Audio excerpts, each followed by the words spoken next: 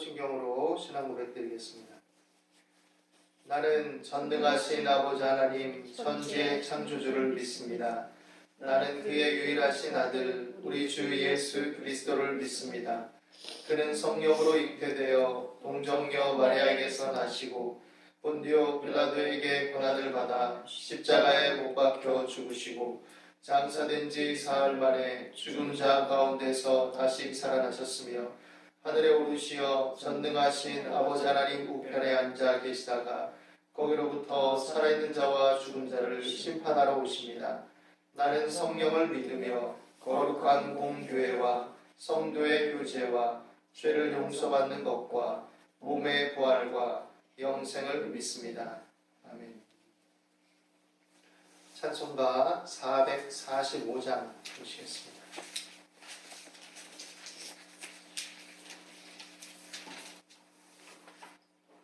(445장입니다)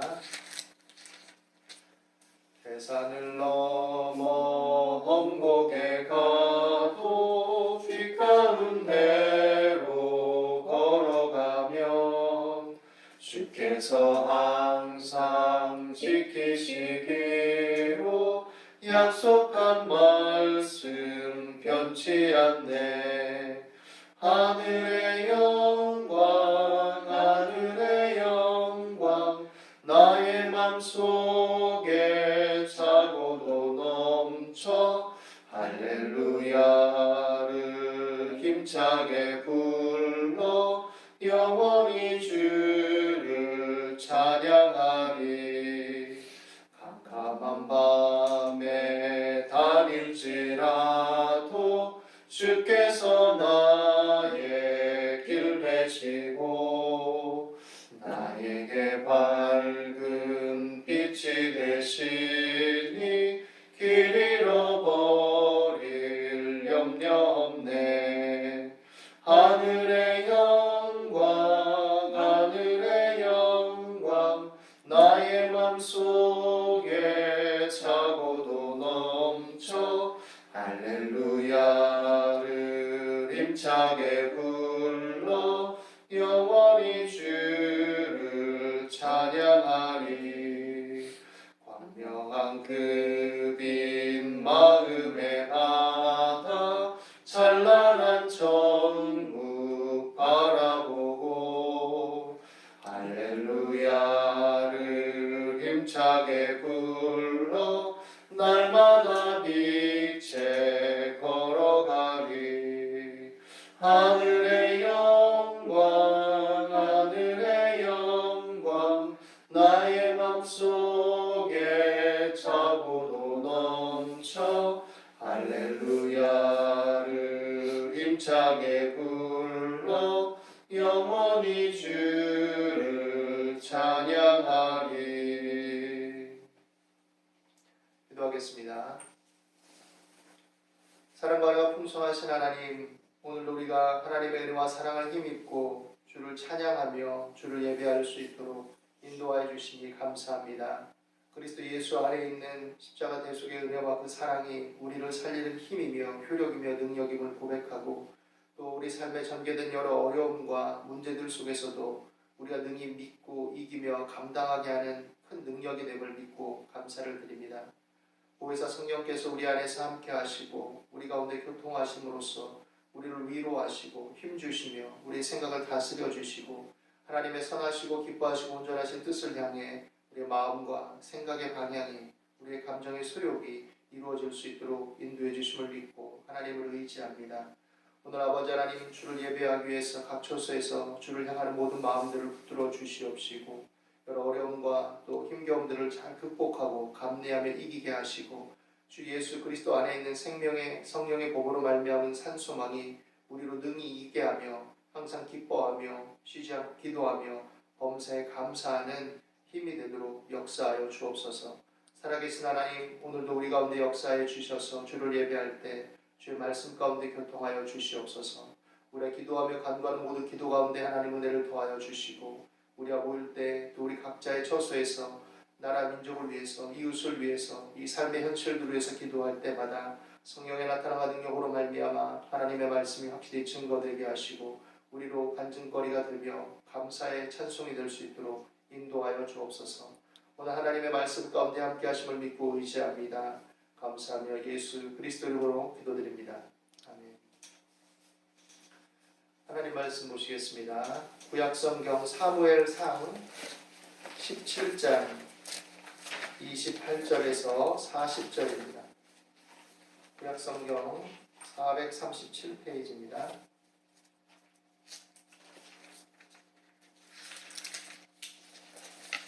사무엘상 17장 28절에서 40절.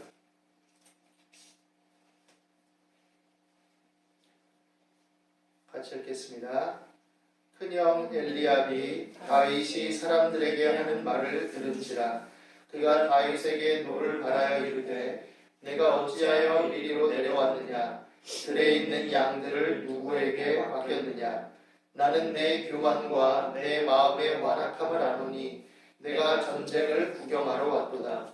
다윗이 이르되 내가 무엇을 하였나이까. 어찌 이유가 없으리이까 하고 돌아서서 다른 사람을 향하여 전과 같이 말하매 백성이 전과 같이 대답하니라. 어떤 사람이 다윗이 한 말을 듣고 그것을 사울에게 전하였으므로 사울이 다윗을 부른지라. 다윗이 사울에게 말하되 그로 말미암아 사람이 낙담하지 말 것이라. 주의 종이 가서 저 블레셋 사람과 싸우리이다 하니 사울이 다윗에게 이르되 내가 가서 저 블레셋 사람과 싸울 수 없으리니 너는 소년이요 그는 어려서부터 용사임이니라. 다윗이 사울에게 말하되 주의 종이 아버지의 양을 지킬 때에 사자나 곰이 와서 양떼에서 새끼를 물어가면 내가 따라가서 그것을 치고 그 입에서 새끼를 건져내었고 그것이 일어나 나를 해하고자 하면 내가 그 수염을 잡고 그것을 쳐 죽였나이다. 주의 종이 사자와 곰도 쳤은즉 살아계시는 하나님의 군대를 모욕한 이 할례받지 않은 블레셋 사람이리이까. 그가 그 짐승의 하나와 같이 되리이다. 또 다윗이 이르되 여호와께서 나를 사자의 발톱과 곰의 발톱에서 건져내셨은즉 나를 이 블레셋 사람의 손에서도 건져내시리이다. 사울이 다윗에게 이르되 가라 여호와께서 너와 함께 계시기를 원하노라. 이에 사울이 자기 군복을 다윗에게 입히고 또 투구를 그의 머리에 씌우고 또 그에게 갑옷을 입히매 다윗이 칼을 군복 위에 차고는 익숙하지 못하므로 시험적으로 걸어보다가 사울에게 말하되 익숙하지 못하니 이것을 입고 가지 못하겠나이다 하고 곧 벗고 손에 막대기를 가지고 시내에서 매끄러운 돌 5을 골라서 자기 목자의 제구 곧 주머니에 넣고 손에 물매를 가지고 블레셋 사람에게로 나아가니라.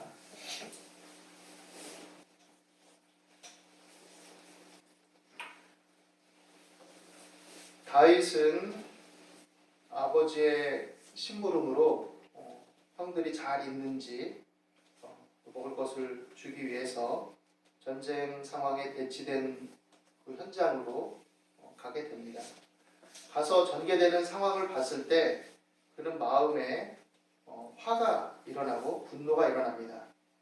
이 앞선 말씀을 우리가 오늘 함께 읽은 앞선 말씀에 보면 다윗의 의분이라고 할 수 있겠죠. 그것은 바로 블레셋 사람이 하나님의 백성들을 모욕하는 현장을 목격했기 때문이고 우리가 이미 워낙 유명한 말씀이기 때문에 알고 있듯이 골리앗이라는 거대한 거인과 같은 장군에 의해서 블레셋 장군에 의해서 이스라엘 백성들이 또 그 유명한 사울 왕조차 어찌하지 못하고 계속 시간을 지연하고 또 두려워하고 있는 그 광경을 목도했기 때문입니다. 그래서 다윗은 화가 나서 말하죠. 이 블레셋 사람을 죽여 이스라엘의 치욕을 제거하는 사람에게는 어떠한 대우를 하겠느냐. 이 할례받지 않은 블레셋 사람이 누구이기에 살아계시는 하나님의 군대를 모욕하겠느냐라고 말합니다.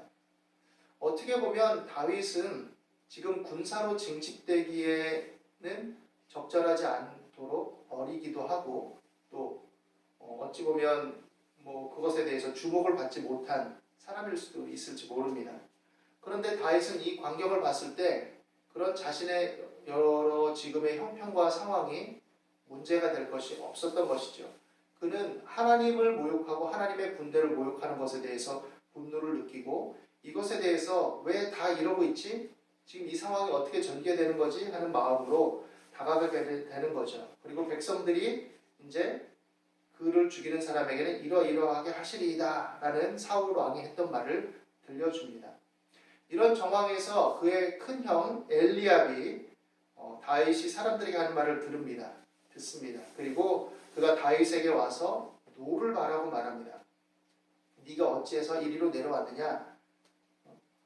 네가 들에 있는 양들은 누구에게 맡겼느냐? 나는 네 교만과 네 마음의 완악함을 아는데 네가 전쟁을 구경하러 왔다. 그러니까 철없는 짓을 하고 있는, 그리고 너는 교만한 그런 애다, 이렇게 말하고 있는 거죠. 큰형이 다윗이 그렇게 말을 할 때 다윗의 말 자체는 틀린 게 하나도 없기 때문에 신앙적인 정서에서 본다면 다윗아, 너의 말이 옳다, 너의 말이 옳은데 그러나 너는 아직 어리고 연소하니 그렇게 화만 낼 것이 아니고 너는 네 자리로 돌아가라. 여기는 삼엄한 전쟁터고 쌀벌한 전쟁터야. 어떻게 여기까지 왔느냐? 아버지 심부름으로 왔다면 그냥 돌아가라. 이런 식으로 얘기를 했어야 될 터인데 큰형 엘리압은 좀 도에 지나치게 분노를 합니다. 그건 뭐냐면 어찌 보면 다윗에 대한 질투에서 비롯될 수도 있을 것 같아요. 다윗이 선지자의 기름 부음을 받고 주목받지 못하던 이 말제가 또 하나님의 어떤 택함을 받은 어떤 그런 면들을 가지고 있었기 때문에 경계를 일삼고 그 마음이 편치 않았던 것이었다고 우리가 생각할 수 있을 것입니다. 그래서 다윗을 매도하는 거죠. 너는 교만하다. 너는 마음이 완악하다. 내가 다 안다. 너는 전쟁을 구경하러 온 애다. 이런 식으로 말하고 있는 것이죠. 그런데 다윗은 이것에 대해서 굴하지 않습니다. 내가 뭘 했습니까, 형님? 내가 다른 이유가 있겠습니까? 어찌 이유가 없겠습니까? 내가 이렇게 하는 이유가 있습니다. 라고 말하는 거죠. 그리고 돌아서서 다른 사람들을 향하여 전과 같이 이렇게 말합니다. 그러니까 어떤 사람이 다윗이 한 말을 사울 왕에게 전달하게 되죠. 그리고 사울 왕에게 전달이 된 결과 다윗은 사울 앞으로 부름을 받게 됩니다. 사울 왕도 지금 어떻게 보면 자기 위신도 있고 이 전쟁 상황 속에서 어찌할 바를 모르고 있고 뭔가 배치된 상황 속에서 돌파구를 마련해야 되는데 어쨌든 그런 소리가 들리니까 이 녀석이 누구이기에 이런 말을, 맹랑한 말을 하고 있는 거지? 관심도 가고 부른 겁니다. 불러서 얘기를 들어보니 이 사람으로 말미암아 낙담하지 말라고 말합니다. 장수요 용맹한 장군인 또 왕인 사울에게 다윗이 그 블레셋 사람 때문에 사람이 낙담하지 말 것입니다. 제가 저 블레셋 사람과 싸울 것입니다. 이렇게 말합니다. 어찌 보면 황당하기 그지없는 말이죠. 황당하기 그지없는 말. 사울이 말합니다. 네가 가서 저 블레셋 사람과 싸울 수 없다. 너는 소년이고 그는 어려서부터 용사다. 타고나기를 거인으로 타고났고 장사로 타고났다. 근데 사울 왕이 보기에 다윗은 그냥 평범한 용모와 외모에 덩치에 별 볼이 없는 거죠. 근데 다윗이 말합니다. 사울에게 주의 종이 아버지의 양을 지킬 때에 사자나 곰이 와서 양떼에서 새끼를 물어가면 내가 따라가서 그것을 치고 그 입에서 새끼를 건져내었고 그것이 일어나 나를 해하고자 하면 내가 그 수염을 잡고 그것을 쳐 죽였나이다. 주의 종이 사자와 곰도 쳤음즉 살아계시는 하나님의 군대를 모욕한 이 할례받지 않은 블레셋 사람이니까 그가 그 짐승의 하나와 같이 될 것입니다. 또 말합니다. 여호와께서 나를 사자의 발톱과 곰의 발톱에서 건져내셨은즉 나를 이 블레셋 사람의 손에서도 건져내시리이다. 이렇게 말합니다. 그냥 다윗이 사자와 곰을 싸워서 이긴 게 아닙니다. 그것은 하나님의 도우심과 하나님의 붙드심과 힘주심으로 한 것입니다. 라는 것을 사울에게 얘기하고 있는 것이죠. 하나님을 경험한 다윗의 고백입니다. 하나님을 경험한 다윗의 고백. 사실 다윗이 이 하나님을 고백한 것은 단회적인 사건이 아닙니다. 여기에는 일종의 스토리라고 할 수 있는 게 있겠죠. 그는 말제로 태어났고 그 어머니에 대한 성경에 기록이 없고 또 아버지가 막내라면 좀 귀여워할 만도 한데 그냥 형들만 이뻐하는 것 같고 어떻게 보면 좀 오해해서 본다면 그리고 나가서 양이나 치게 하고 주목도 받지 않았고 선지자가 올 때는 이 다윗은 수에 치지도 않았습니다. 그런데 다윗은 그 상황 속에서 외롭고 힘겨운 상황이었지만 충실하게 자기 소임을 감당했고 거기서 다가오는 여러 가지 어려움과 문제들에 대해서 자신의 책임성을 가지고 소임을 다했습니다. 자기 할 도리를 한 거죠. 양을 맹수들이 잡아가려고 하고 낚아채려고 할 때 그도 두렵고 염려가 됐겠죠. 그러나 그는 일상 속에서 다윗에 대한 스토리를 보면 알 수 있겠지만 하나님을 의지했던 사람으로 보이고 그리고 그 속에서 하나님의 도우심과 힘주심으로 말미암아 하나님을 삶 속에서 삶의 고난과 어려움 속에서 체험적으로 만나고 경험했던 사람인 것입니다. 그래서 그가 그 연소함과 또 뭐 그렇게 거인인 것도 아니고 장수가 아님에도 불구하고 맹수들의 입에 들어갈 것 같은 양들을 건져내고 그것들이 달려들 때 쳐 죽일 수 있었던 것은 하나님이 함께 하셨기 때문임을 그는 여실히 체험했던 거죠. 그리고 여기서 형성된 믿음의 담력이, 믿음의 열정이 그는 하나님을 모욕하는, 하나님의 군대를 모욕하는 이 블레셋 사람을 향해서 의로운 분노를 이끌어내고 나아가 용맹히 싸우겠다는 결심과 확신을 갖도록 만들어준 것입니다.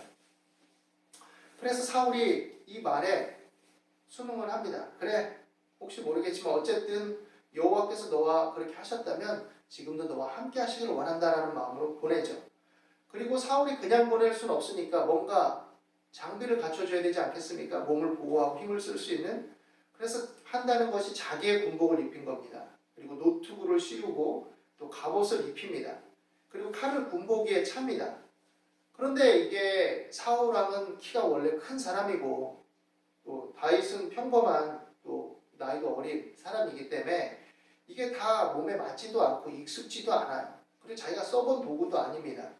그러니까 시험적으로 이렇게 해보다가 익숙지 못하니 이것을 입고 가지 못하겠습니다. 그렇게 말합니다. 그리고 자기가 선택한 건 무엇이냐? 누구나 썼던, 목동들이 누구나 썼던 막대기, 물매, 돌멩이들.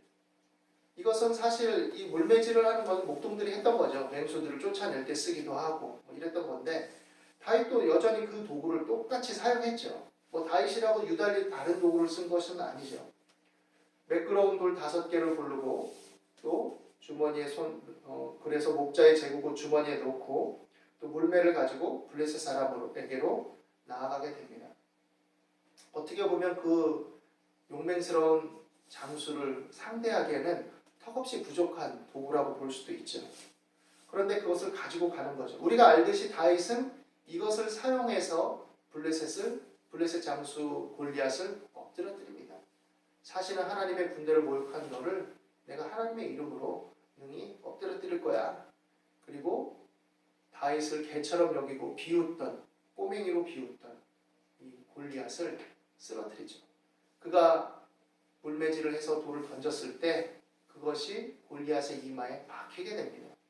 이 이마뼈가 참 단단한데 하나님의 도우심과 힘과 능력이 함께 했다라고 우리가 생각할 수도 있겠죠. 그리고 엎드러지고 다윗을 향해 오던 골리앗의 칼은 오히려 자신의 목을 베는 도구가 되어버립니다. 우리가 삶을 살아갈 때 오늘날 이 다윗의 이야기가 어떤 의미와 교훈이 될 수 있을까요? 사실 실제적으로 적용한다면 우리가 다윗은 아니지만 다윗처럼 하나님의 백성으로 그리스도 예수 안에서 택함을 받은 자들이고 그 은혜를 힘입어 사는 자들이라고 그리스도인들을 말할 수 있을 것입니다. 그렇기 때문에 우리가 삶의 교훈을 받을 때 이 이야기에서 우리에게 적용할 수 있는 포인트들이 있죠. 특별히 다윗이 사실 하나님의 기름 부으심을 받고 은혜를 입고 택함을 받은 사람이었지만 그 삶이 평탄하지 않았습니다. 참 고단하고 피곤하고 힘겹고 어려움을 겪는 일상들을 살았죠. 오늘 말씀에서도 보듯이 다윗을 시기하고 질투한 형이 다윗을 오히려 모함하고 교만한 놈, 마음이 완악한 놈 이렇게 매도하고 전쟁터에 이런 엄중한 시기에 구경이나 하러 온 철없는 놈 이런 식으로 매도했죠. 그러나 다윗은 자신 마음에 있는 믿음의 확신을 가지고 자신의 경험과 하나님을 추구했던 삶의 연속성을 가지고 계속해서 얘기한 겁니다. 계속해서 말하고 계속해서 행한 거죠. 우리가 믿음으로 살아갈 때 어려움과 고난이 다가오지 않는 것은 아닙니다. 때때로 물리적인 어려움과 힘겨움이 아닐지라도 가까운 데 있는 사람들의 말이 우리를 매도하고 어떻게 보면 그럴듯한 것들이 우리를 힘겹게 만들 때가 있습니다. 그러나 우리에게 요구되는 것은 그런 말에, 상황에, 형편에 좌우되지 않는 것입니다. 하나님의 말씀에 우리 믿음의 근거가 있는 것이고 하나님 은혜 안에서 우리의 태도를 이루어 나가면 되는 것입니다. 형이 이렇게 매도했어도 다윗이 화가 나고 약간 항변적으로 얘기하긴 했겠지만 그럼에도 불구하고 그는 그것을 넘어서진 않았습니다. 같이 공격하고 같이 싸우고 혈기를 부리고 이런 것이 아닙니다. 항변만 했을 뿐입니다. 어찌 이유가 없겠습니까? 그리고는 그 정도 대응하고 또 다시 자기 길을 걷기 시작하는 거죠. 우리 삶의 환경과 상황에 사람의 위협과 유혹과 또 우리 마음을 찌르는 일들이 다가올 때 적절하게 우리가 항변할 건 항변하고 대응할 건 대응해야 되겠지만 휘말리지 않도록 해야 됩니다. 그래서 거기에 좌우되지 말고 하나님의 말씀을 끝까지 붙잡고 나와 함께 하신 하나님의 교통하심과 함께 하심 속에서 내 갈 길을 가는 겁니다. 사람들의 편견에 좌우되지 말고 현실의 여러 가지 어려움과 압박에 휘둘리지 말고 또 여러 가지가 부족하다는 것에 매몰되지 말고 하나님의 말씀을 붙들고 기도하면서 내게 주신 믿음의 분량과 은혜 안에서 주어진 길을 한 걸음 한 걸음 가는 것이죠. 그리고 그것을 계속 추구하는 겁니다. 믿음으로 계속 말하고 믿음으로 계속 행하면서 하나님을 향한 믿음과 열정을 드러내는 훈련과 노력을 경주할 수 있어야 될 것입니다. 그렇게 됐을 때 내가 직접적으로 그렇게 말을 한 건 아니지만 내 말을 들었던, 즉 오늘 말씀으로 본다면 다윗의 말을 들었던 어떤 사람이 사울에게 뭔가를 전달해 주죠. 그 내용을. 그렇듯이 우리 주위에서 또 다른 하나님의 돕는 손길과 상황이 전개될 수 있음을 우리는 기억해야 됩니다. 그리고 그것을 통해서 또 다른 기회의 문이 열리게 되죠. 그 기회 속에서 그 일관되고 또 지속적인 믿음의 전진이 효과를 거두고 또 길을 열고 결실을 거두게 만드는 것입니다. 다윗은 사울을 만나게 되고 사울과의 만남을 인해서 블레셋 사람에게 나아가게 되고 이를 통해서 이스라엘에게 그가 의도하든 의도하지 않았던 하나님의 기름 부음 받은 자로서 하나님이 쓰실 사람으로서 그 자신의 정체를 드러내게 되고 그 역량을 드러내게 되는 것입니다.